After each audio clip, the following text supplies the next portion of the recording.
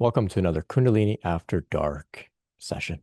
I'm your host, Brent Spirit. I'm here on Zoom. We've got 20 in the Zoom room, a few tuning in on YouTube as well. Thank you all so much for joining us live tonight. We've got a handful of great topics and ideas and questions to get into here, suggested by the community. So we'll explore that all together tonight. If you'd like to join the next Kundalini After Dark session, if you're listening in the archive, the link is in the description to join brentspirit.com/afterdark to register. On June 22nd, we will be having Nicholas Brethor, author of The Saffron Tiger, live with me here in person to discuss his work, his journey, his book. So if you happen to read his book and would like to connect with him live, ask some questions, have a conversation around his work and journey, that's a great opportunity to do so. I've also got an interview with him on my channel if you'd like to check that out as well. So you can look forward to that. Sunday, June 22nd, 9 p.m. Eastern. In the description, there are some links to some free courses. As well, if you're not familiar, the Kundalini series has been going on for a few years now, and it's evergreen material, meaning it's timeless material that you can explore. We've got a handful of interviews, more than a handful, a bunch of interviews with some really inspiring people that have had really fascinating journeys of all kinds, going through Kundalini awakening, a bunch of different Q&As and whatnot. So you can check all that out if you scroll down on my YouTube channel or in the podcast. Check it all out. You can also visit kundaliniawareness.org. Got a directory of licensed mental health professionals with Kundalini awakening experience there to support you. Check it all out. Thank you all so much for being here tonight. Okay. So I didn't really have any sense of where this conversation would go tonight. And then I was spontaneously called to play the Bodhisattva Vow by the Beastie Boys, opening our call here tonight. And so it got me thinking about the Bodhisattva. For those who aren't familiar, the Bodhisattva is an idea out of Buddhism. There's the notion of, you attain enlightenment and you leave the wheel of death and rebirth of samsara into nirvana, never to return again. Whereas the idea of the Bodhisattva is that the Bodhisattva just about to reach full enlightenment and liberation and nirvana, but they stop and they say, wait, I'm going to bring everyone with me. Out of deep compassion, I'm going to bring all sentient beings with me. So they stick around to support others on the journey towards liberation. And so I have, of course, if you haven't gathered already, I have a great relationship or calling or an affinity or a devotion, bhakti towards the Divine Mother, the Divine Feminine. This is the way that I relate with the Kundalini Shakti, Shakti, of course, being the Divine Mother. And so whenever I see depictions of the Divine Feminine and I can kind of feel that type of energy, it evokes a lot of devotion in me. And that's the way I like to kind of conceptualize this journey. I like to see myself as a child of the Divine Mother, being nurtured, supported, protected by her. This is the way that I relate with it. Though not everybody relates with it in this way. It's just one way of going about it. So with my fresh practice of Zen Buddhism lately, I've been chanting some chants that originate out of Japan. And so I've been chanting to a particular bodhisattva by the name of Kannon, also by the name of Kanzeon, and I've been chanting away. And this has been really inspiring and powerful for me. Then the other day on my favorite marketplace, Facebook Marketplace, I see a gigantic statue of the Bodhisattva Quan Yin or Guan Yin, right? Which is the feminine depiction of compassion within Buddhism, particularly within China. She goes by the name Guan Yin or Quan Yin. And so this statue, bright red, I can show it to you here. It's painted bright red. It's actually a garden statue, pretty big, solid cement. So a lot of the stuff in my my place here is red. My parents gave me this red IKEA chair And of course, it's pretty loud red. So then everything has to go according to this chair. So when I saw this statue, I got a nudge, go and pick this up. So I'm like, okay. So it's really heavy. So I call a friend up. He's a really strong guy. I call him up. I say, I'll give you dinner. Come with me to go pick this statue up. So we go grab this statue, and it's deceptively heavy. It probably weighs like over 250, 300 pounds. Very heavy. And so my friend and I loaded in the car. He's a spiritual guy, not super into any particular tradition or practice per se. Just open-minded. Seems to be naturally inclined towards just being open-hearted and whatnot. Anyway, bring this to my place. There's no elevator in my place. I live on the second floor, and so we're carrying this. And I say, "Look, man, save your back. I'm not gonna, get you to, hurt your back lifting the statue up. Just leave it. I'll call some movers and we'll get it up here." He insists. He says, "Absolutely not. I want to lift this up. We have to do it." And I'm saying, what's the big deal? Just leave it in the car. I'll call the movers. It's not a big deal. And he insists. So I say, "Okay, if you insist, then we'll take this up. We'll try our best." And so one step at a time, we count to three, lift it up on the step, put it down, catch our breath, reset our form, and then another step. And there's like 40 steps. It takes us like half an hour to get this thing up the stairs. And the whole time, we're just joking around, chatting, kind of just, it's kind of a funny scene because she's just so graceful and peaceful, being carried up one step at a time. And so I'm telling him a little bit about these statues and things, and I don't even know why I'm bringing the statue in, to be honest. I don't fully understand myself. And so I'm thinking, every time we take her up a step, it's like we're chanting like maybe like 1,000 mantras to Quan Yin. Like it's like a lot of merit that we're accumulating here every step that we take. And he kind of understands what I mean. So finally, we get into my place. I actually had like a little skateboard in my car that I put the statue on the skateboard. So Kuan Yin's like skateboarding down the hallway. It saved us some time. It's probably the first time Kuan Yin has ever skateboarded in all of history. Uh, and so finally we bring her to my place, and I want to put some felt pads on the bottom just to make it easier to slide her around a little bit. And my friend rests her on his chest as I'm putting the felt pads. And when we put it back down, he says, wow, I just received like this incredible transmission of ineffable peace and something that I can't even put into words. And he's, completely stunned and in awe. He received like a pretty profound transmission from this statue. And so I thanked him. I said, "Thank you so much, for helping me bring it up here." And he said, "No, no, thank you for the honor. This was not labor. This was an absolute honor being able to carry her up into this place here." And so I just was really stunned. I mean, I looked at him, I said, this is kind of why I felt like getting this statue, right? There's just something about all of this. I can't really put it into words, but there's just some presence here. And so now sitting next to me, right over here, where's my hand on the camera? Right over here, I feel that I'm not alone, right? There's like a palpable energy field emanating from her here. And so then I looked up, something told me, look up who Kanzeon is, who Kanon is. And then, of course, it is Kuan Yin. I had no idea. I thought they were different deities, but actually, Kanon, Kanzeon is just the Japanese way of referring to Kuan Yin, which, duh. But it took me a while to put that together. So all of this time, I've been chanting to her, and then she shows up here in this interesting way. And so I started thinking about, what is it about these statues or these images or even the names? What is it about them that carries such spiritual power? Is this idol worship? Is this an actual human being? Was Kuan Yin an actual woman? Well, if you look into the history, actually, as far as I understand, and I may be a little mistaken, I'm sure there's many ways of interpreting this, but if you go back to a little further west in Asia, prior to arriving in China, the idea of Kuan Yin was she was actually depicted as a masculine. And then in China, the Taoists, I guess, felt it was be more feminine. It would be more appropriate to equate her and her compassion with the feminine. And so Kuan Yin, as far as I understand, was not an actual person. It's the archetype, it's the symbol, it's what they represent, what she represents.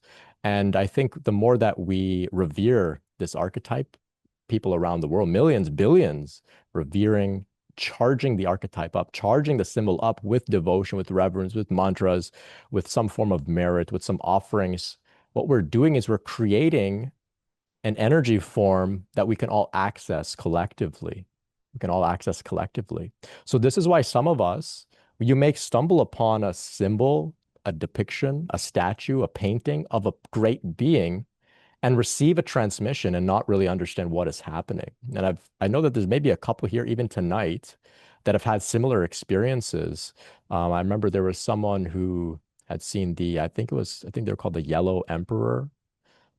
Someone else had described encountering a symbol, a Tibetan Buddhist symbol, and having their entire awakening triggered by this experience, entire life changed by this experience. And so these symbols are very, very powerful, very, very powerful. And I never really understood this. I'm still making sense of it myself. And it's through experiences like this that I'm starting to understand a little bit more about why they contain such power, why they are used as powerful tools to support us through our awakening process. It's not that it was a particular person, it's the idea behind it. It's a symbol behind it that has such energetic power. And so even prior to our calls here, I play some mantras, some music. Earlier we were playing MC Yogi.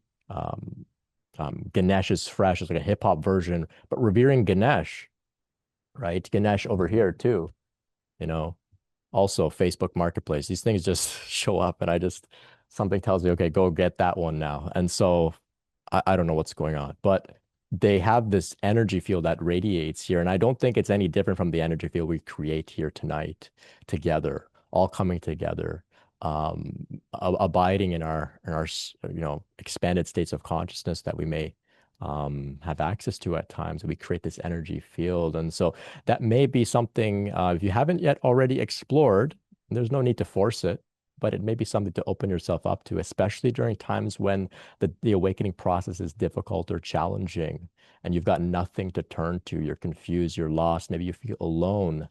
Perhaps some of these archetypal symbols, these deities, can keep you company a little bit. So that's something to consider and think about.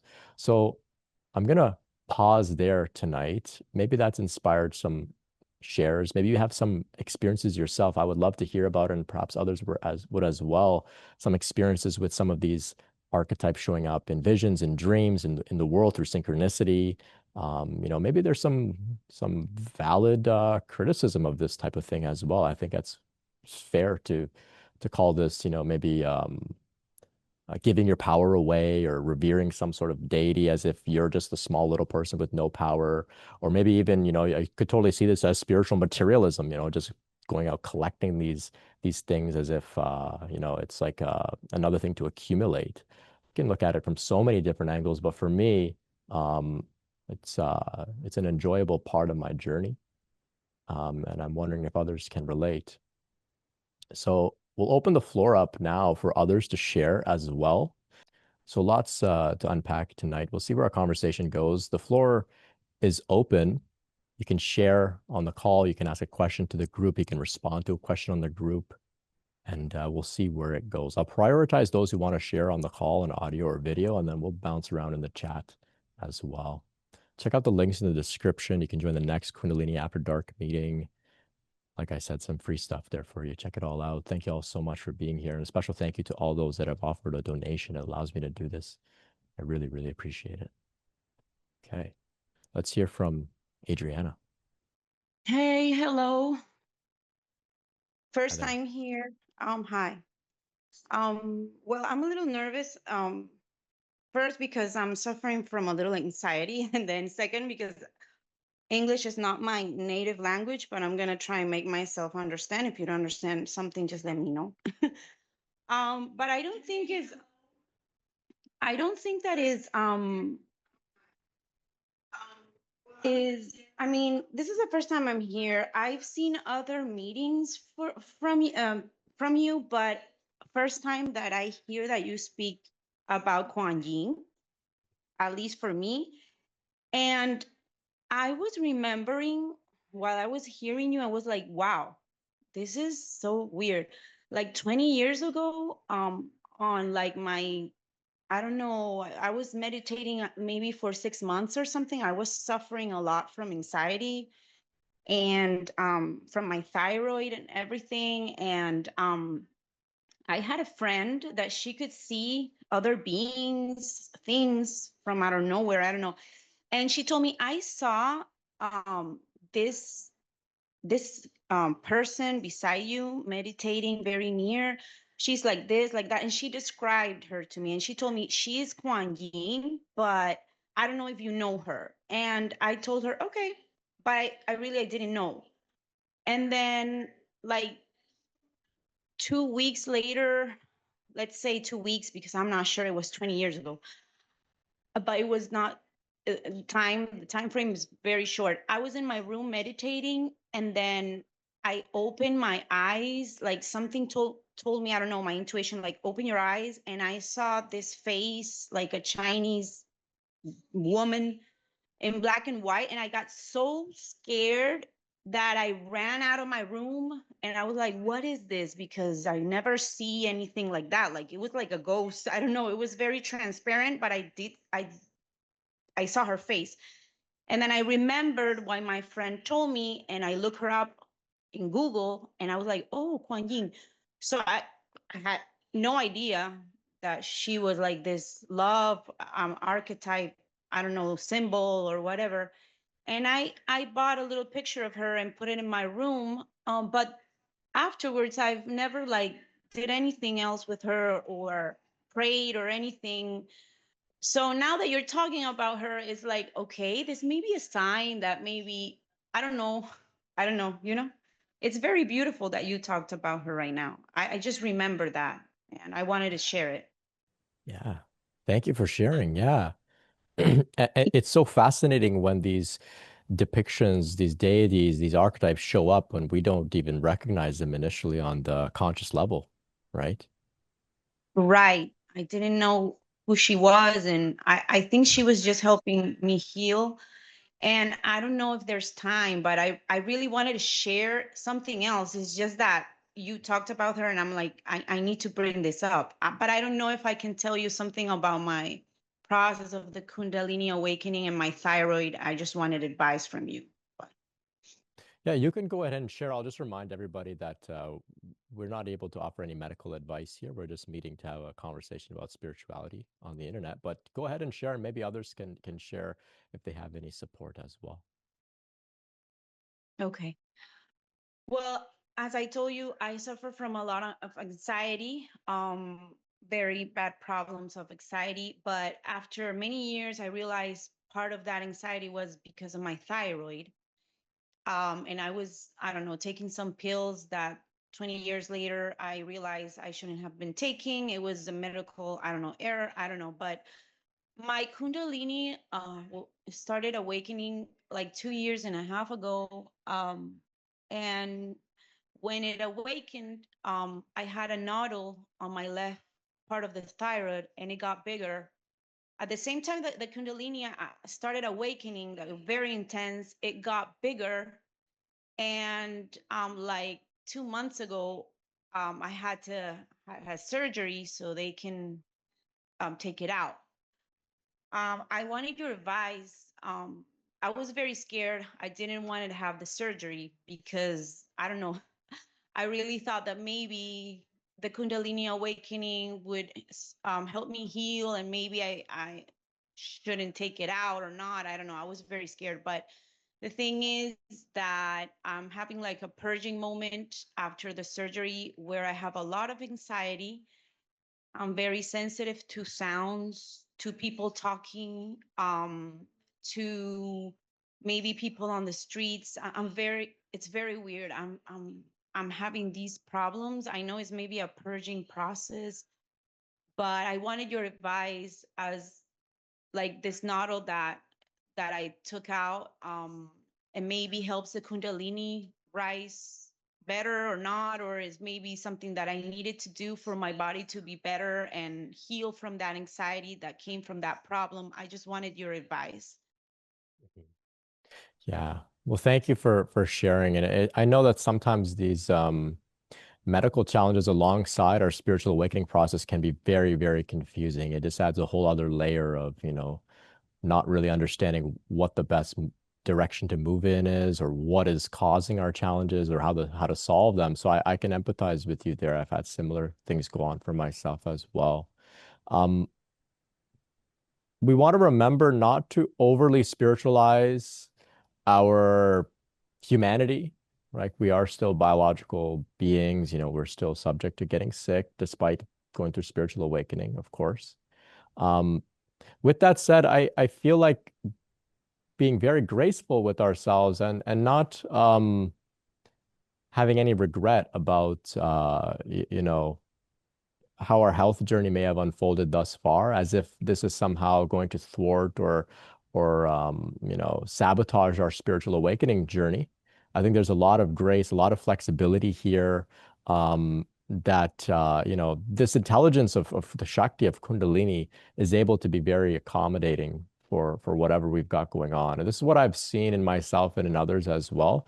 So continue moving forward. Whatever's coming up, know that it's not unheard of. Being sensitive, to sounds, to sensations, these types of things, to energy as well. All very common as we go through this awakening process. And the best way to take care of that is to take care of ourselves through just very basic self-care, strong boundaries when necessary, resting as needed, and trusting our body to be able to resolve any challenges that arise, or to lead us to any resolutions that may be necessary. If there's certain things that we need to do, we can follow our intuition. So it's a bit of a balance, right, between validating, operating from a spiritual perspective, while also remembering, like, our bodies, we're all going to get sick in some way or another, and that's part of the journey too. And if we look at it from that perspective, if only if it feels accessible. Sometimes it's not. Sometimes it's really not. And I don't want to push anybody in this direction if they don't feel comfortable. But sometimes sickness can be used as a great teacher if we're able to see it from that perspective.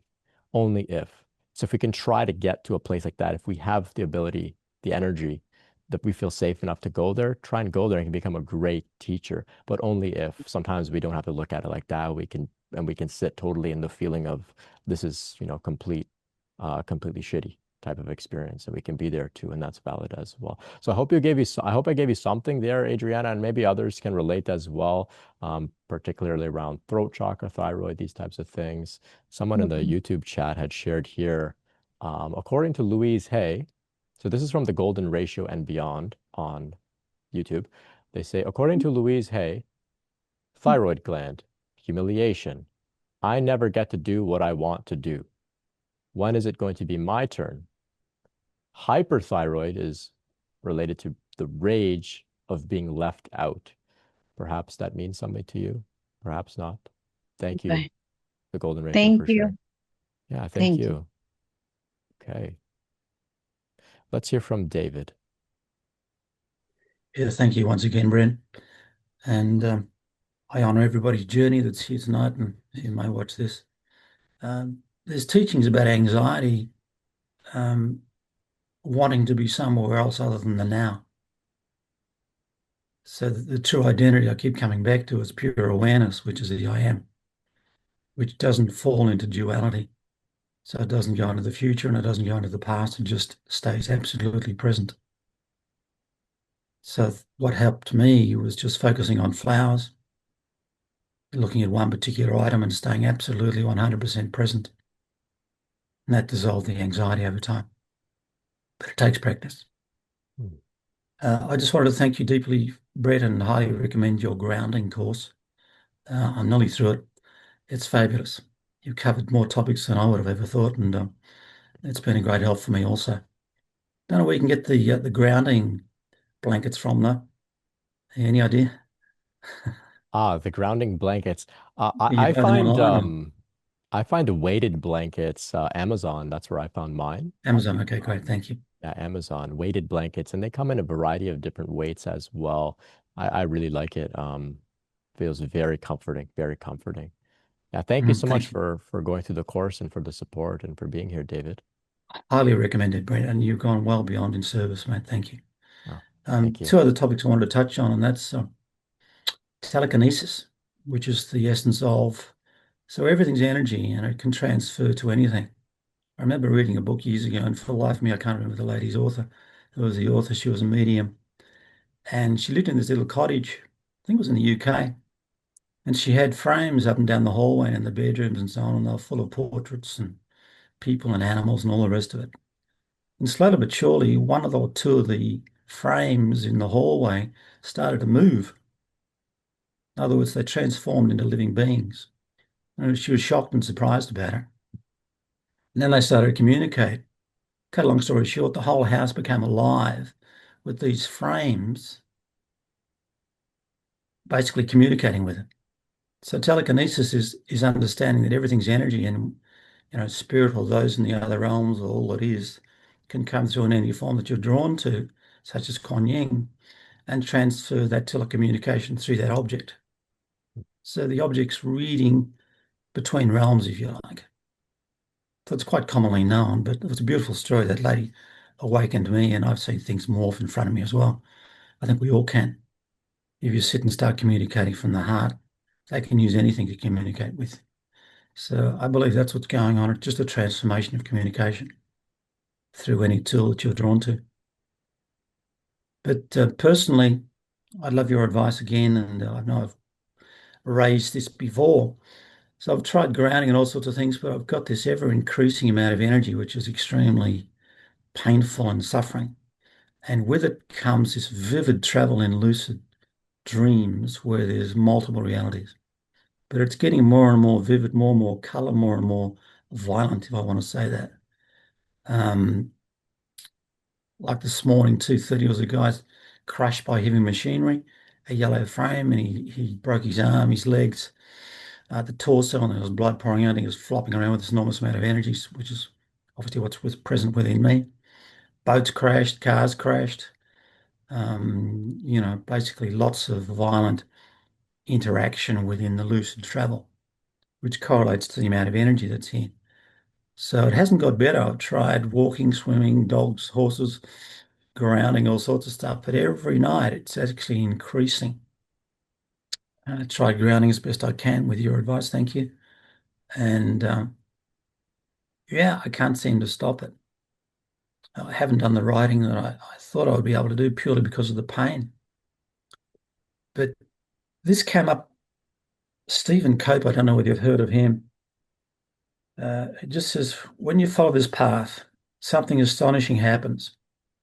You become not the doer, but the conduit of the higher power, of a larger consciousness than you possess. So that was really great to understand. However, what came after that was from the Gospel of Thomas, which was omitted from the Bible, which there was many, I believe there was 42 that were altered altogether and not put in. If you bring forth what's within you, what is within you will save you. Gospel of Thomas. Mm. Now, the flip side is, and this is not to instill any fear in it, but maybe just to understand what's going on. If anybody's got too much energy, if you do not bring forth what is within you, what you do not bring forth will destroy you. I just love your thoughts on that, or what you think might be going on. Because it's getting to the point of, this energy is just taking me out of body. I'm actually more away than here, to be honest with you. Mm. And grounding doesn't seem to help. And all the other processes that I've gone through for some time now haven't helped. And I'm waking up and I'm honestly not sure where I am in which realm, but the others are much more clearer and brighter colors, even though they may not be savory. And like the old workplace was taken over with undesirables, but crystal clear. I mean, cars beyond this realm, all sorts of buildings and schools and hospitals way beyond this realm. So, I keep coming back to the fact we're given with the senses just the small claw and chook scratching Mother Earth. That's all we're given. It's infinite, way beyond the rational mind. But yeah, how to calm it down. I'd really be appreciative if you or anybody else had any thoughts. Thank you for your time, Brent. Yeah. Thank you, David. Thank you. Yeah, I can understand. Some of us seem to be more inclined towards perceiving far beyond the physical, which seems to be what you're experiencing, right?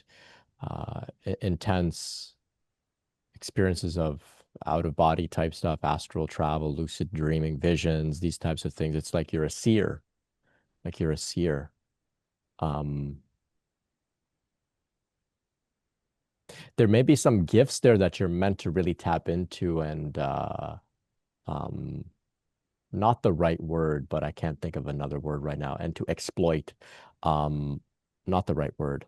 Maybe something there that you are, quite literally like a seer, like an oracle of sorts. Perhaps there's some degree of wanting to shut that down that makes it painful because that's what you're here to do. Perhaps if you were to step into that further, maybe there would be some more balance that emerges. Yes, we do have this idea of trying to ground and find balance and put our feet on the ground for most of us, but perhaps for you, because it's been going on for so long and it's so intense and you've tried all the grounding stuff, Mm. maybe you're being called to really step into it. And on the other side of stepping into it, then there may become some balance will come. This is just what's coming to me intuitively. I don't know how that will land for you or whether that is what you Thank you, need to Brett. hear.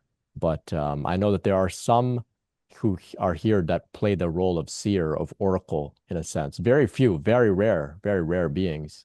And they tend to not be so in the world. They are kind of uh, yeah, they're meant to be a little floaty, if you will. Maybe that will mean something to you. And it does. There's a beautiful film called The Seer, SWR, by Lars Muehl, who's the understudy of a wonderful healer, I think in France. And if you can get hold of it, it's a great view. He gets a model made of a thought form. Um, so there's thought, but with Kundalini photography, you can shoot a picture of a thought form.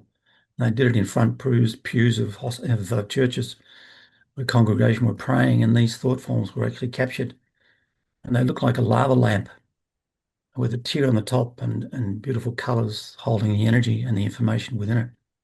Hmm. And yeah, it's called The Seer. Okay, this year. Yeah, thank you, If David. you can get hold of it. Yeah, thank you. Thank you, Brett. So we'll hear from Hugo DePauli, and then I'll check out the chat. Thanks, David.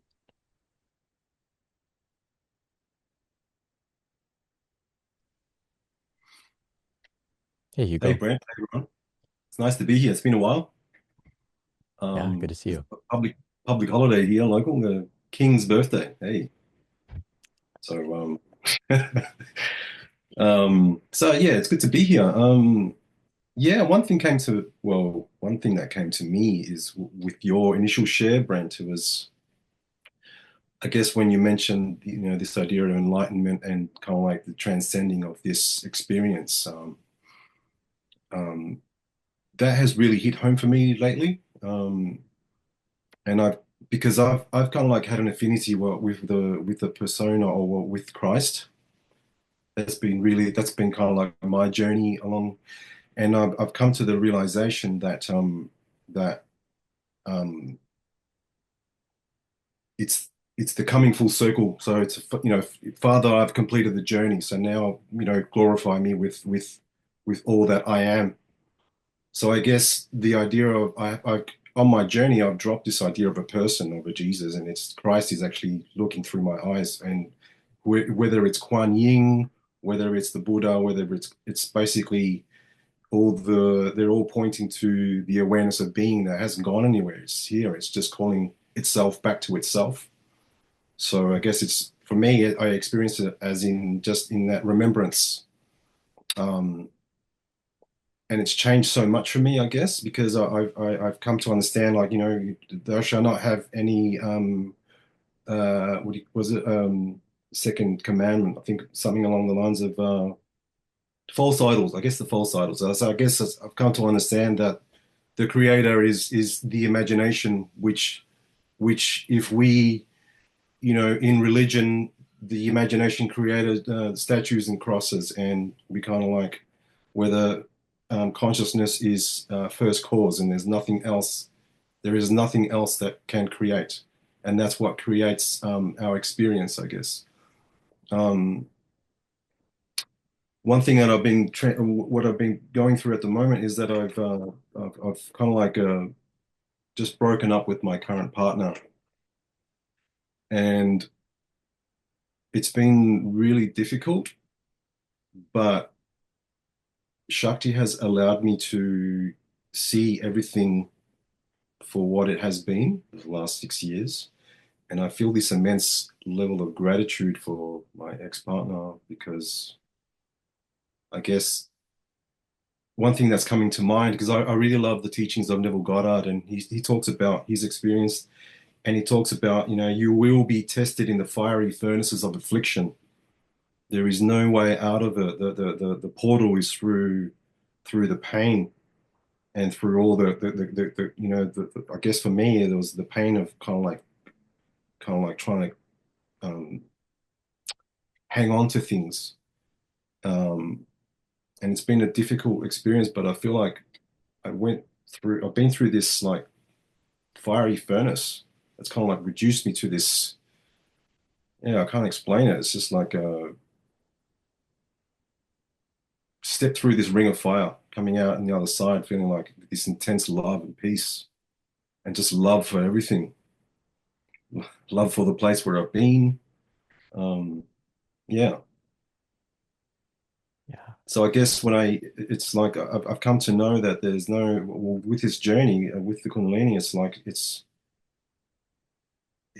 basically it's just been removing all, I don't know, all the desperation, all the clinginess. Like when I used to like seeing patterns of behavior when I would look at my phone and go, are you going to, I'm waiting for this message, and kind of like she looking at me going, can you see the patterns or desperation? And I'm understanding that creation, when all that is removed, creation becomes a lot easier because there's no desperation, there's no clinginess, there's nothing.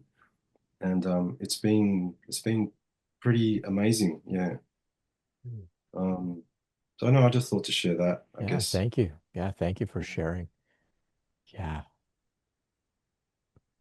I know many can relate here as our relationships can go through some really drastic, challenging, painful changes. Yeah. So Hugo, it's very inspiring to hear you looking at it from such an empowered place and seeing the alchemy that's being done to you through you, right?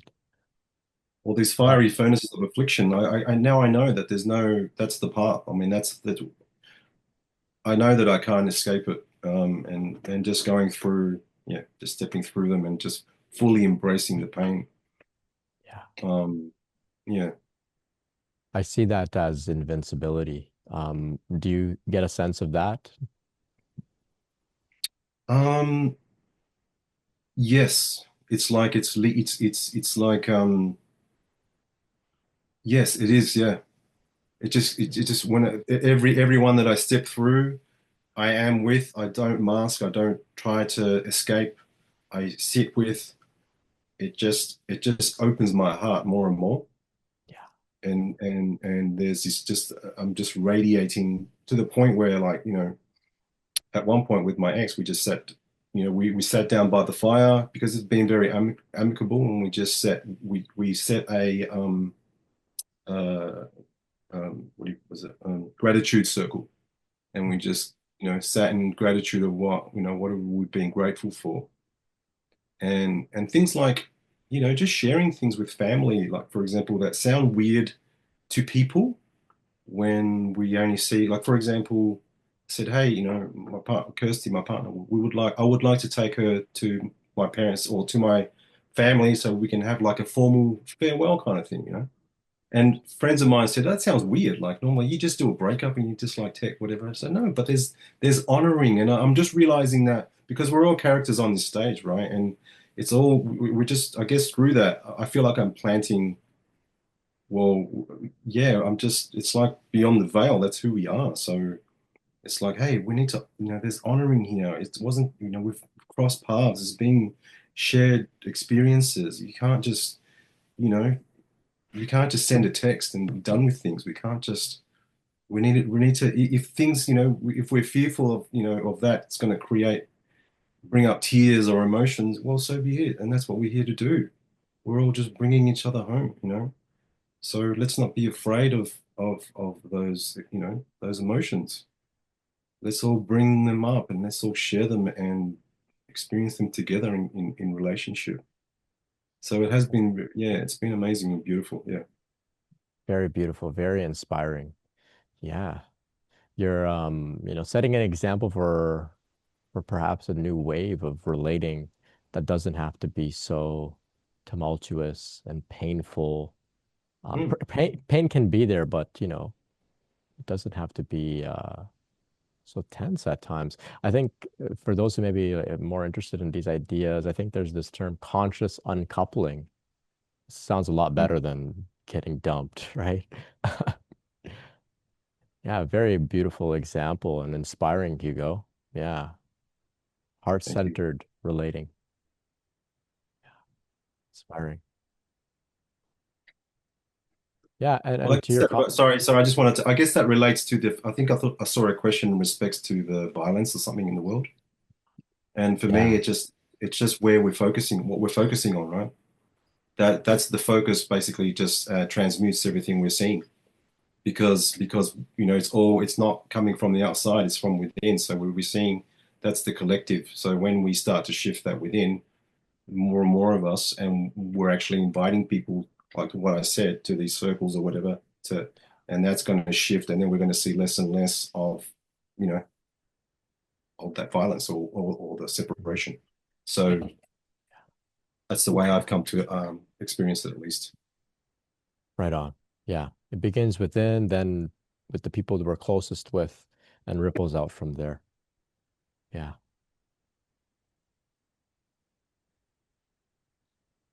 yeah. Ellen shares here. I've never heard the term conscious uncoupling, but that's fantastic, and I'll be using that very soon. Yeah, all the best with that. Yeah, there's tons of material out there. If those aren't familiar or curious, there's tons of material around conscious relationships, conscious relating. Um, tons. Some of it is, it's pretty powerful stuff. Yeah, because that's where, that's where the rubber meets the road in this path, really, relationships, right? So this is the playground for us to implement and integrate and practice and be shown our edge and to grow around relationships. So thank you, Hugo. So inspiring. Yeah. Pleasure. Okay. We'll hear from Dipali and then I'll jump around in the chat a little bit. Hi, Brent. Hi, everyone. I just had a quick share. I loved your story about Quan Yin on the skateboard. And just following along on that topic of from a young age, I don't really know exactly why out of all the gods and goddesses in the Hindu culture or religion, I was drawn to Kali. And to this day, I have a large tapestry by an artist that I sleep under, like right next to my bed.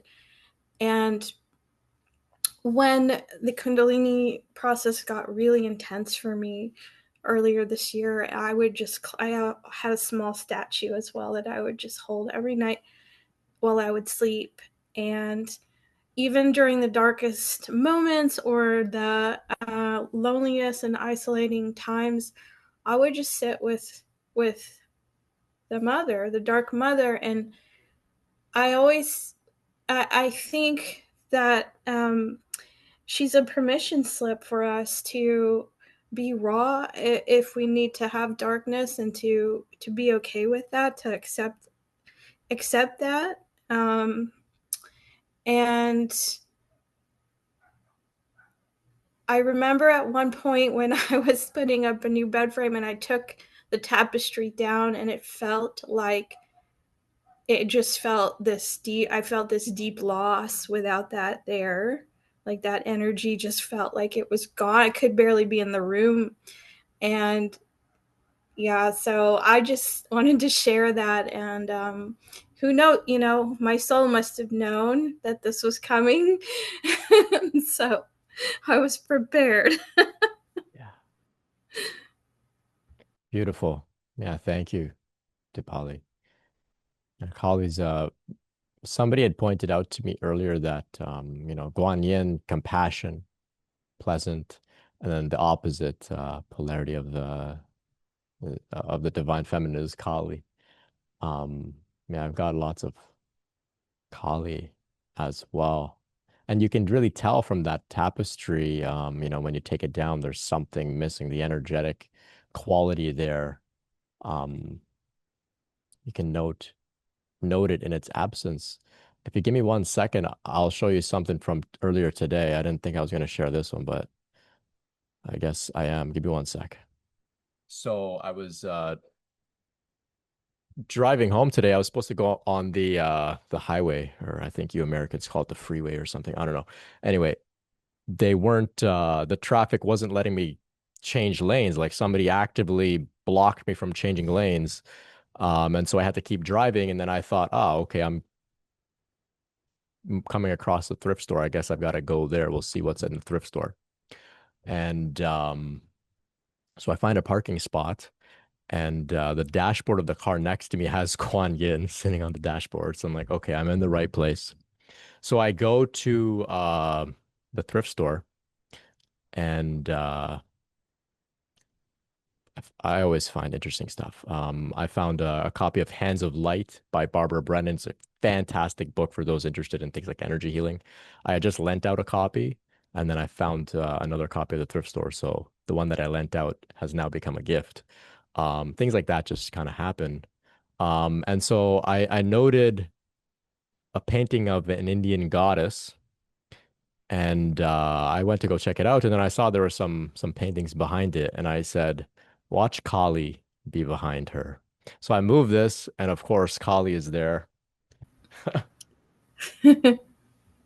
This is what I found today.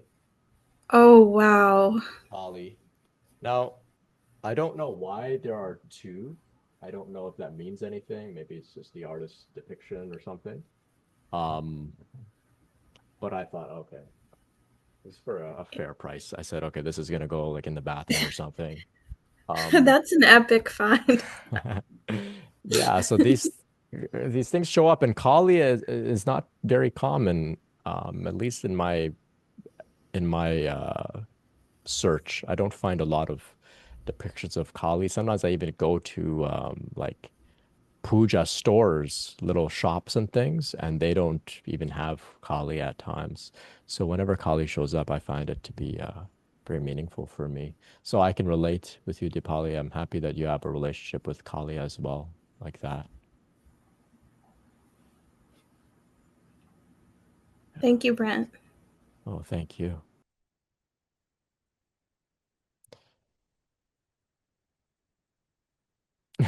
My thrift game is, yeah, I'm an expert thrifter. Yeah, Yor was mentioning about, dealing with a lot of rapid changes in life. Every day is completely different and filled with hardships. Does anyone have any advice on how to power through this? Yeah, you're definitely not alone here. As we go through this process, it feels like almost every day or multiple times a day, we're like really fast forwarding through many chapters, and some of those chapters are difficult initiations, right? One hardship after another. It's like there's no time to waste. Fortunately, I think that after these intense periods, it seems, at least for myself and others, that there comes periods of deep rest and peace and quietude. And when those times come, we definitely have to honor them and really just rest, just rest. But yeah, powering through it.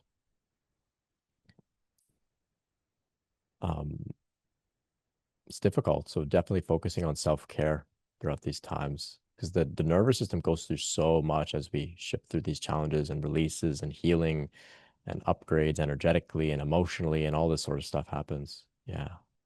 Galen, I see here the synchronicity from my share about Quan Yin. Oh, it left you speechless, so maybe you don't have anything to share, but if you do, please share. Alice shares Quan Yin was the first spiritual being she ever truly connected with. Craig shares here, Quan Yin and the Yellow Emperor have been in my meditation practice. A lot of Tao symbolism over the last 3 weeks, strangely enough. Very interesting. Ganesha see at the gym. So yeah, wow. Very cool. Shiv also relating, seeing a rat in his hypnagogic state.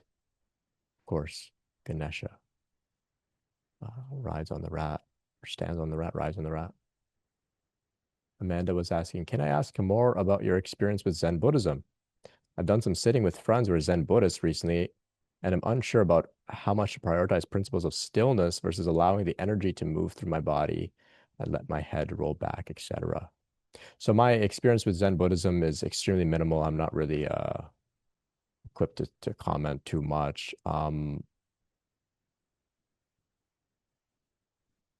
Particularly with Zen practice, I think the idea of being in a sangha with a roshi, a teacher, a Zen master there to support you through the practice is important. So you can, of course, practice Zen on your own, but there's a big component that may be missing without proper community around you, in particular, having a teacher. So that may be something to consider there. Without a community, a sangha, a teacher, a formal sort of Zen Buddhist practice, follow your flow and see what feels right for you. I know that Emma Bragdon, I have a conversation, an interview with her on my YouTube channel. She experienced a Kundalini awakening or Kundalini experiences during Zen practice with a teacher and a sangha and whatnot and a community. And I believe she had asked the teacher, what's the deal with sitting still? And what he shared, and I'm paraphrasing, and I may kind of butcher it, but he said something along the lines of a snake can only know its true form if it's in a tube, right? So being in a tube, it can't move. Then it begins to understand what it really is, what its true nature is, what it's capable of. So being in stillness may afford you the context to really understand the dynamic, ever-changing aspect of your being, the flowiness to your being. Keeping in mind as well, within Zen, there isn't just sitting still. There is, particular walking meditations. You're asked to engage in practice and maintenance of the Zendo and things like this, which involve movement. It's all incorporated really beautifully, sometimes without even being explicitly stated. So that's something to keep in mind as well. My take on it is if the energy is moving, honor that. It knows what it wants to do, how it to move, what's necessary for you. So honoring that, and that may mean not being too strict with yourself. If you have the intention to sit still and the energy wants to move through spontaneous movements and flows, perhaps allowing that to happen is the best way forward. But experiment and know that you can't get it wrong. Hi. Yeah, thanks for answering that question about Zen Buddhism. I don't actually think I resonate with Zen Buddhism. I was mostly just prioritizing sitting with other people. So I appreciate this space as other people who have more similar experience to me that, yeah, anyways, just want to express appreciation for all of you here. And that I resonate with some of your experience, David, and just wanted to, express care for you and that you find an anchor or something to kind of move you along through all of it. Yeah, I also just want to say I had my first ever kind of spiritual experience was with a wizard archetype when I was in therapy, actually. And the kind of in a hypnotic state. And so I have a lot of appreciation for this wizard archetype who taught me, told me that I was keeping things in my stomach and I had to allow the channels to flow through my body and to like break down blockages in my body. So that was pretty cool for, I think, what eventually led to my Kundalini awakening, like setting the scene. So yeah, just that's really all I have to say. But thank you all for this community. It's really nice to get to share and be here. Thank you. Thank you for being here with us, Amanda. Fascinating about your encounter with the wizard archetype. Doesn't seem like that one shows up too often, but sounds powerful for sure. Thank you. Yeah, let's hear from Noemi. Hello. So I was gonna talk about one thing, but then my heart kind of sent me in a different direction. So, recently I've been feeling into like Egyptian archetypes. So they started coming to me initially over almost 2 years ago, a little bit less, through a being called Sekhmet, and she honestly has similarities to Kali. So kind of very similar archetypes, just different cultures. Essentially the same thing, but they present themselves through different faces, so you're able to like grasp onto it a little bit better. So Sekhmet came to me before Kali ever did, now that I look back. But yeah, so Egyptian archetypes and energies have been coming into my experience lately, and I just kind of wanted to share a little bit about that. So I recently got the Egyptian Book of the Dead, which is basically like I barely started reading it, so it's kind of I'm still catching a vibe from it. I still don't know. It's all hieroglyphics and like that language translated. So it's ancient texts that were translated. It's almost like a Bible. That's the best way I can describe it. So I started reading it, and I'm just kind of bouncing around because it's like so much. And I just recently got it and I lost the page. That's sick. Give me a second.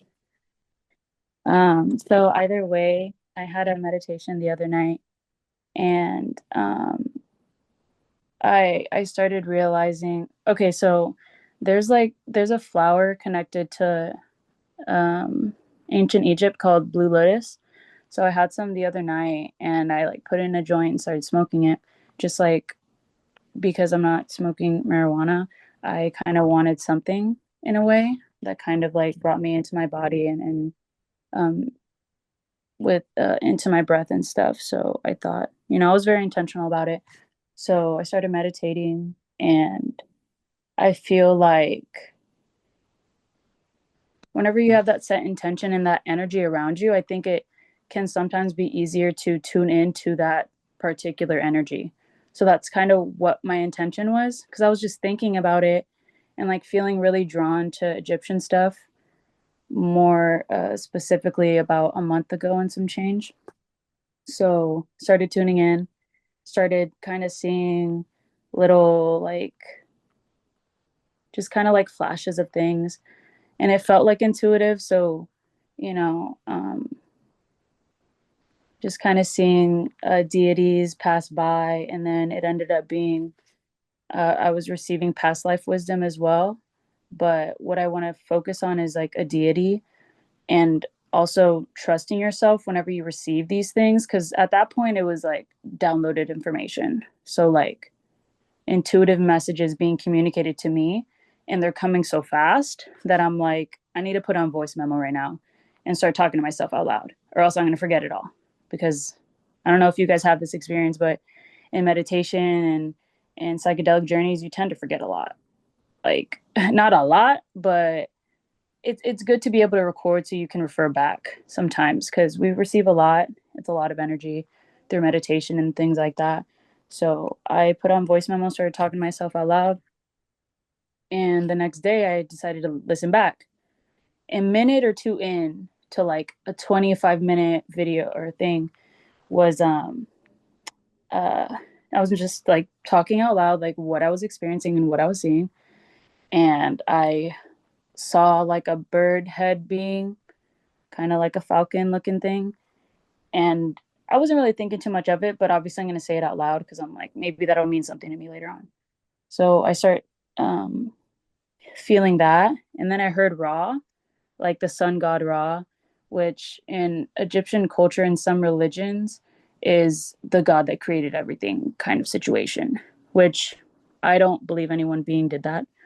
So that doesn't resonate with me too much, but that doesn't mean that there isn't power in that archetype and that energy 100%.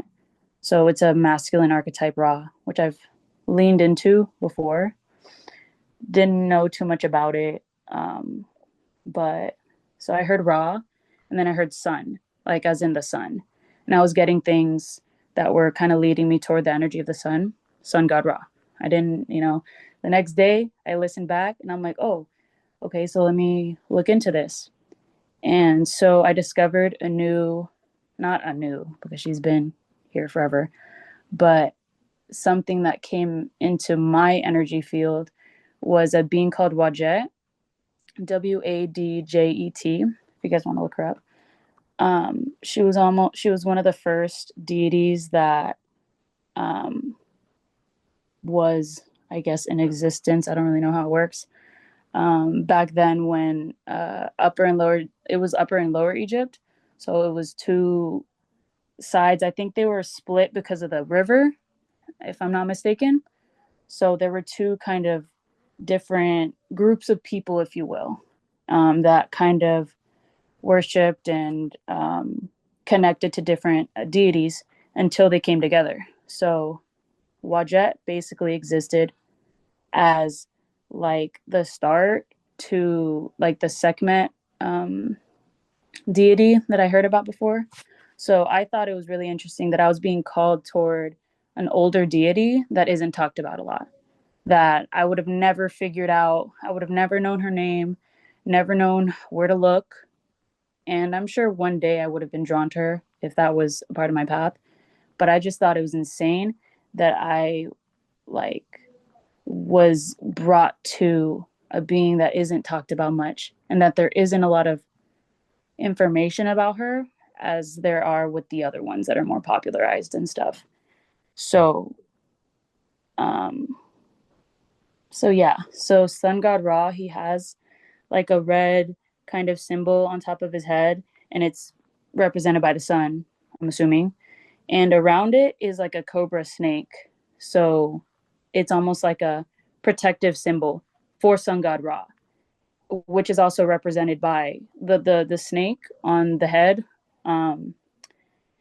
I think, to me at least, it symbolizes like the intuition, the third eye, but also like Shakti, because the snake, and that's just what I was feeling.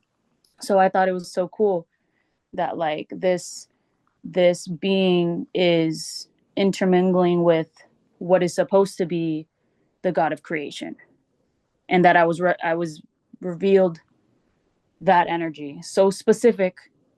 So this is just kind of to say, trust yourself and what you're receiving, and like write it down for later, because you might need it. It's just insane how our intuition communicates with us in so many different ways, and it's just learning how to listen and trust yourself, because that's the only way that I have been able to strengthen my trust in strengthen my intuition, and all that is literally just through trusting myself every time, even if I end up being wrong, because at least I put that foot forward. I'm like, you know what, I'm going to go in this direction because that's what my body's telling me to do, and just like running with it. It's just so simple, but it's just trusting yourself at any point, because there's this like very silent voice that knows that it's the truth, like the inner voice. And it sounds exactly the same as my regular thoughts, but it's just like distinguishing it through feeling is in what happened in my personal experience, is learning how to feel into it rather than like think myself into it, because that's not what intuition is. I think it's filtered through our brain and through our thoughts, but it's just like like any other thought. It sounds just like any other thought to me, but it's just like, it feels different though. So it's like I feel that it's true. But yeah, so I thought I would share that Yeah, thank because you. Cool. Yeah, no, I mean that's fascinating. Fascinating. Yeah, the Egyptian pantheon, ancient Egyptian pantheon is rich with a lot of meaning. I haven't tapped into it at all. It's very cool. Perhaps there's some past life stuff coming up for you Oh there with yeah, your relationship with it. Yeah, very yeah, cool. Lots of obvious symbology representing the Kundalini process there too. Very, very yeah. cool. I'm trying to Yeah, find that. I highlighted it because I'm like, oh yeah, they're definitely talking about Kundalini right there. mhm. 100%. It's super cool. Yeah, thank you. Thank you. Yeah, we'll go over to Hugo. I just wanted to share my take on taking notes. Definitely it's a known thing before any, before, during, after any sort of far out experience to take notes and whatnot for sure. I at one point was having so much coming through that even taking notes, voice recordings, all of that was just too much. Like it was too much to even do that. And what I had to work through was any attachment to any insights or downloads as if like I had to hold on to it. And finally I came to, you know what?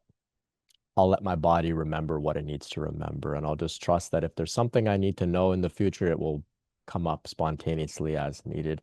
And that relieved me of this pressure to try and capture all of the information that was coming through. Um, so that's just my take on it. But of course, if you can, if you're able to capture some of it with writing or audio recording or whatever it is, or art, yeah, definitely that can be very helpful for integration. Yeah. Let's hear from Hugo. Thanks, Noemi. Yeah, thanks again. Look, yeah, I guess something came to mind after I finished my share, and that's that at one point I had to a lot of anger came up because I realized that what eroded the relationship was that initially when I first was open for the relationship, I was in what we call a very tapped in, blissed out kind of state, and then what happened um, shortly after is that I went into this void cocoon, lack of there was just nothing there, no inspiration. There was just that resting phase, and I've come to understand that that's played a major role in the dynamic of a relationship, where just trying to, because I guess that masculine kind of like doing, really, it kind of like dropped, that kind of like really empowered male and all that sort of came offline to be reconstructed, and I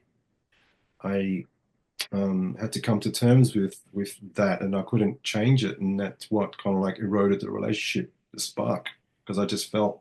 So I guess I just wanted to share that if anyone else can relate, or because yeah, I had to go, I had to be with that anger, because part of me wanted to blame this experience, like that fuck, why am I just want to be normal. Why am I going through this fucking thing kind of attitude, and and the thing is that now I'm seeing myself coming out and fully inspired, and I'm burning with this energy, and then I'm looking back thinking, and there was my relationship, and it's like, I'm like, do I just move on with this? I'm back fully on track. So I guess it's, yeah, just brought that up for myself.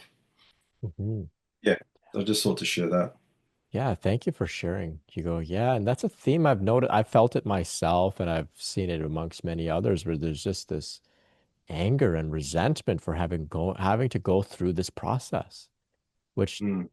just complicates everything, right? Hmm. Um, and like you said, being with that anger, it's valid to be angry, resentful, upset, confused, to rage. Everything may, so for some of us, perhaps we got into this we were suffering greatly, and this was a way out of suffering. Some of us get into this and they say everything was going well. Then this Mm, happened. And then I started suffering. What the hell is this mm, about? What's like, and that can bring up a lot of rage. Absolutely. And so I really mean it when sometimes I'll invite others to share. I say we can celebrate and we can vent. And I really want others to know that this is a safe place to also push back and say this process sucks. Many of us here are very empowered. We love this process. We see that there's a higher order here. We see it as alchemy, as growth, as healing. But I don't want you to feel that if you come and say, I don't see it that way, I see this as uh, shitty. I want you to know that, we can hold space for that too. That's valid as well. and I guess, sorry, I guess this as a another, because a part of me was like, I guess the other part of my question is in respects to sharing with partners. Like, I guess when we share with partners about this journey and to try to gain understanding, where I feel like I didn't do that so much. So if I would have shared, hey, can you watch this video with me and maybe understand that there's the ups and downs and the emotional, and then sometimes when we're engaging, and I guess I didn't share as much as I could have because I was kind of like afraid. I just wanted to be, I hate that energy of always having to explain or try to justify. And I think, and I guess my question is whether we do share that to get to for our loved ones to gain understanding, or whether I just sort of hold that within. Because I guess I mean, I can't go back and change anything, right? But I guess I don't know. It's like because you can't experience what we're experiencing with that rage, and when things are said, and when you're in relationship. Yeah, there's this idea in the Bible, nobody can be a prophet in their own hometown, right? You have to go somewhere else to be heard and to be understood. The people close to you, especially if they were with you prior to all of this transformation, they, may not understand or care to understand. They just get confused, right? And it's a known problem, right? It's there in the Bible, right? Thousands of years, people have recognized this challenge that those who are close to and those that we're familiar with aren't easily going to hear our message. They may be shocked. Welcome back, Hugo. You froze as you were talking about sharing with partners and family and friends. I'm just going to ask you to unmute. Yeah, I just dropped out for some reason. Yeah, so I guess all that anger and frustration because it was like, geez, it could have been something and so much, and then just this anger and fuck this freaking, yeah, just pardon my French, but it's just that being angry Yeah. and then just really surrendering to, to what just all unfolded, I guess. So I guess the question is, hey, what do we share this stuff? Are we really do we really need to be open, and is that our vulnerability, and do we, to gather it to gain understanding? Mm. Yeah, I don't know if there's like a real clear answer, but I know that you like the Bible, and so do others here as well. And I was just sharing while you were frozen, that there's this saying in the Bible that no one can be a prophet in their own hometown, Mhm. right? And so it's been acknowledged, this challenge, that those close to us can't hear us when we're talking about all this far out stuff. Mhm. What do we do with that? What do we do with that? My solution was this. I could talk on the internet and connect with people that can hear me. Because the Mm. people that were close to me, a few of my closest friends, I can talk to them. But even then, there's some limitations. Whereas over here, I feel that I can share anything. And there's people out here, all of you, make me feel safe enough to relate and can say, hey, me too. Yeah. So that was my way of kind of working through it. Mm. Sometimes relationships change to make space for new ones where we show up in our new state and meet others who are in a state where they can hear us and understand us. Those who knew us prior to any of these major changes, they can get really startled by what's happening to us. They're like, this is not the person that I signed up to be friends with or partners with, or the person that I grew up with or whatever. And they can, feel threatened or whatever, right? And it can be challenging. Mm-hmm. Yeah, Tani shares here, the Bible says a prophet is without honor in his own hometown. Yeah, without honor. Yeah, that's unfortunate, but yeah, it is very, very common. Yeah. Dipali shares, I don't share it with hardly anyone outside of here. Yeah. Maybe the fruits of our labor bridges the gap somewhat, the wisdom and the changes, says Aiden. Yeah, that makes sense as well. Ellen shares, I literally can't talk in my house about any of this, and it actually sucks. I really appreciate these Zooms just to hear other people and not feel so alone. Yeah, that's the aim here, especially after dark, right? We can talk, we meet after dark because we feel safe in the darkness. Craig shares, I've also bumped into some callousness from people who have supposed mastery over their energetic body. Kind of a dismissal in a way. Yeah. I don't think there's any need for people to be callous. There's like a style of teaching and stuff that's kind of harsh, and I don't think that's so necessary. Look, and I resonate. So I resonate with Rory's. Normal is an illusion. I get that, but the thing is that you need to go through the frustration and the anger, right, to get to that realization.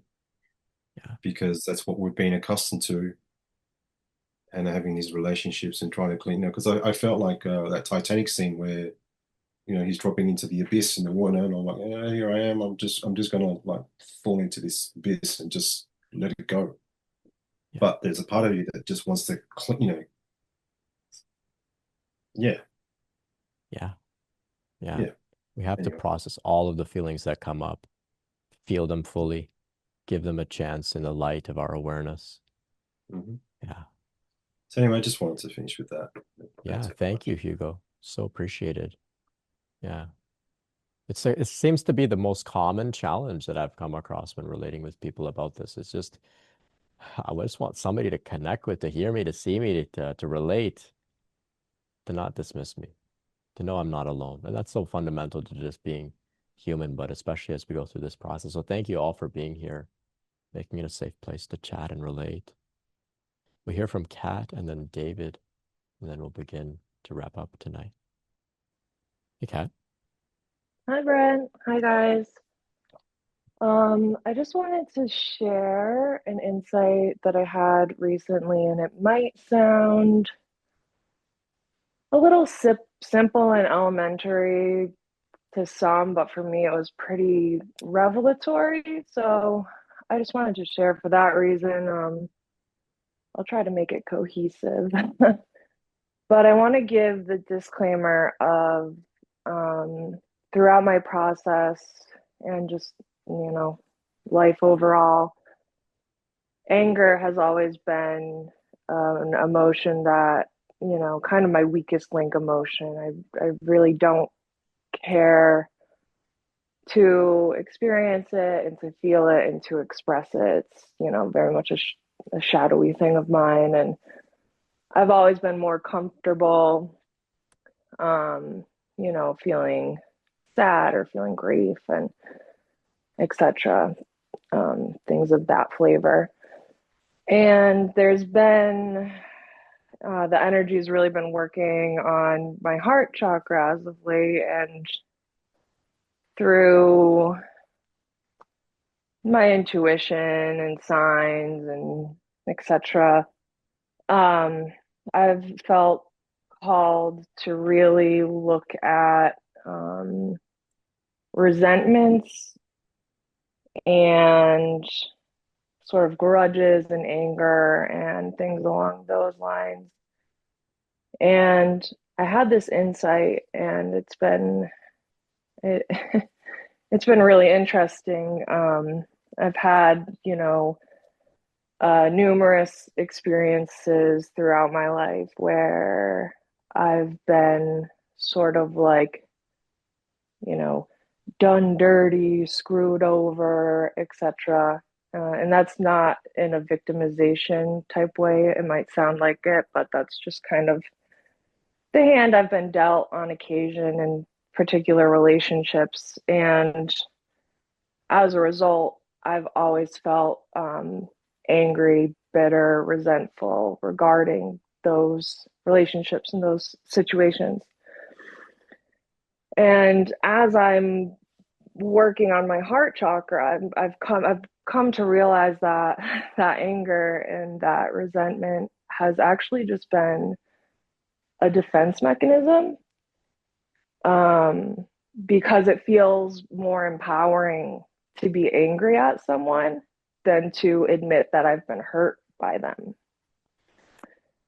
And so now I'm in this place of like, it's so interesting because it's like, oh, the call is actually to grieve the ways in which I've been hurt, but anger has been the preferable emotion based on it feeling more empowering and not admitting that someone has hurt me.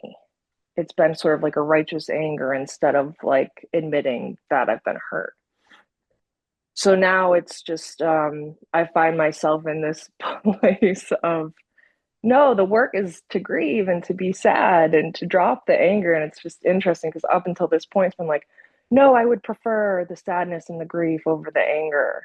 And now I'm in this place of having to do the opposite. So I don't know. I felt called to share that because I've sort of been piecing it together over the last few days. And again, I think maybe that sounds like sort of simple, but for me, it's just been like this really crazy revelatory insight. And I'm just in like a pivotal place of like, okay, this is now the work and it's intimidating, but I'm glad that I have sort of this reframe. So yeah, I just wanted to share. Yeah, thank you. Thank you. Simple, sure, but nobody taught us these simple things. And so when we realize them as adults, it is so profound and insightful and meaningful. So thank you for sharing. Thank you for sharing. Yeah, Thanks, Brad. it seems like, at least for a lot of the men, anger is sort of a surface level way of actually trying to somehow deal with grief. Rather than just having a good cry, we want to rage and, break stuff. Underlying it, there's often just a lot of grief that needs to be felt. Those releases are really significant for opening the heart as well. Thank you, Kat. Yeah. And I think for, on the flip side of that, for women and feminine, it's like that's a more shadowy aspect, like you don't want to be, like in the workplace, it's like, oh, they are, women are just a lot more likely to be like, oh, they're a bitch. It's like, oh, are they just acting the same exact way as a male? But anyways, yeah, I felt called to share that. So thanks, Yeah, Brent. thank you. Yeah. I encounter some really empowered women who are not afraid to acknowledge and to tap into their Kali archetype, their Kali energy at times. This is the gift and the beauty of the feminine, is such a variety in the ways that the feminine expresses. And one of them, of course, is the fierce rage of Kali, but an enlightened rage, not unconscious rage. Welcome here. All the emotions are welcome here.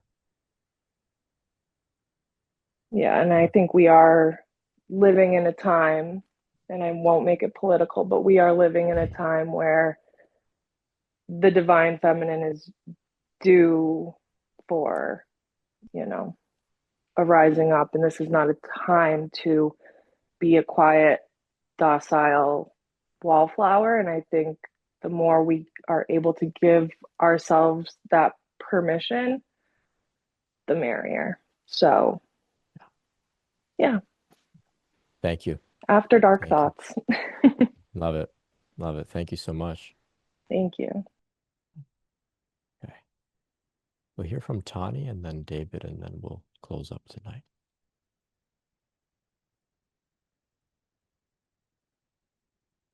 Just going to ask you to unmute, Tani.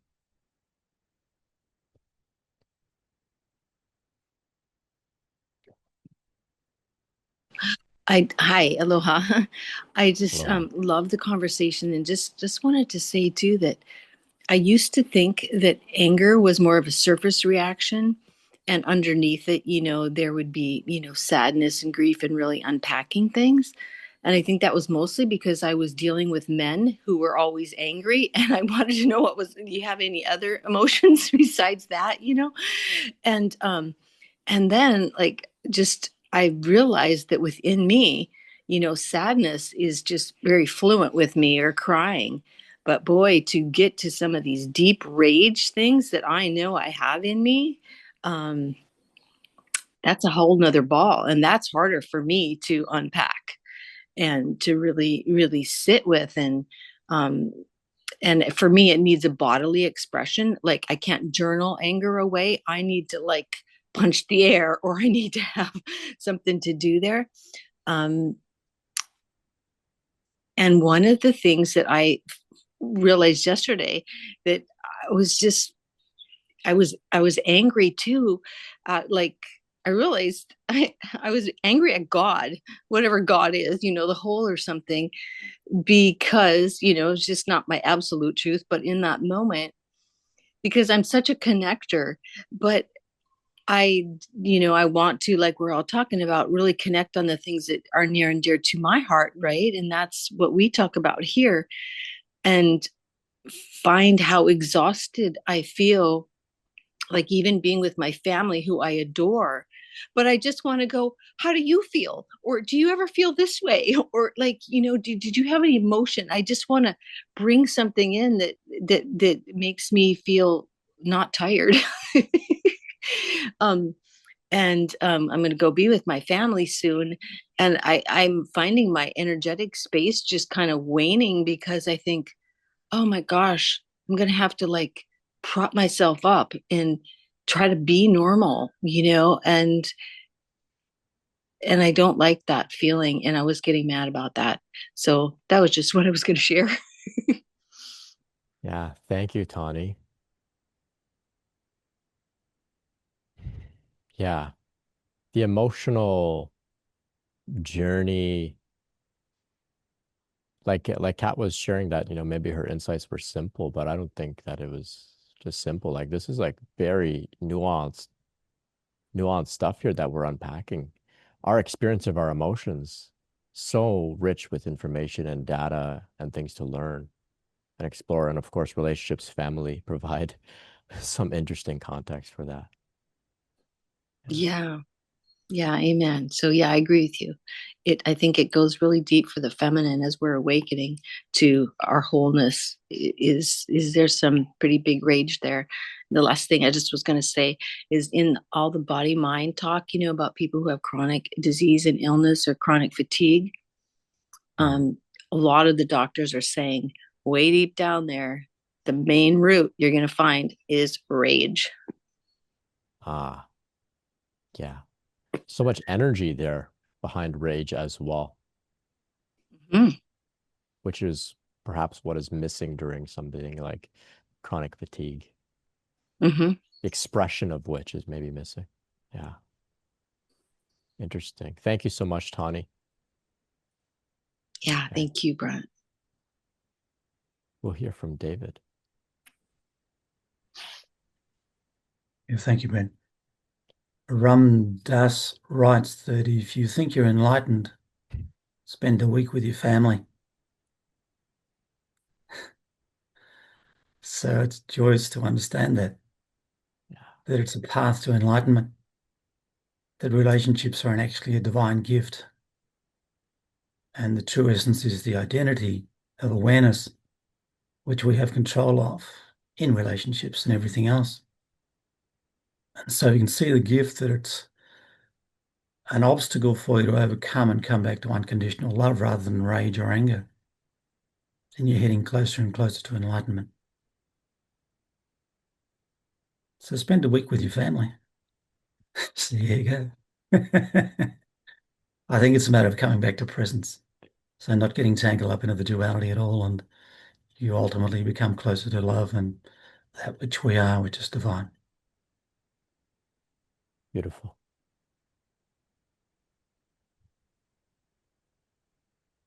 Thanks, David. Thank you, Brett. Thank you all so much for joining tonight. Invite everyone, if you haven't already, to join the Facebook group if you'd like to continue some of these conversations. Got some openings for one-to-one meetings if anyone's interested in going deep. Tomorrow, 2 p.m. Eastern Q&A meeting if you'd like to join for that. Get some conversation going there as well. Thank you all so much for your support, your donations, your engagement online. I appreciate you all so much. Once again, a reminder, June 22nd, Sunday, June 22nd, 9 p.m. Eastern, we'll have a special guest for our Kundalini After Dark, Nicholas Breather, author of The Saffron Tiger. So if you'd like, you can check out his book and then come with some questions, some comments, some reflections, and we'll have a rich conversation with him. He's brilliant. June 22nd. Free to join. Thank you all so much. A bunch of links in the description for some free courses, some other live events as well. Appreciate you all.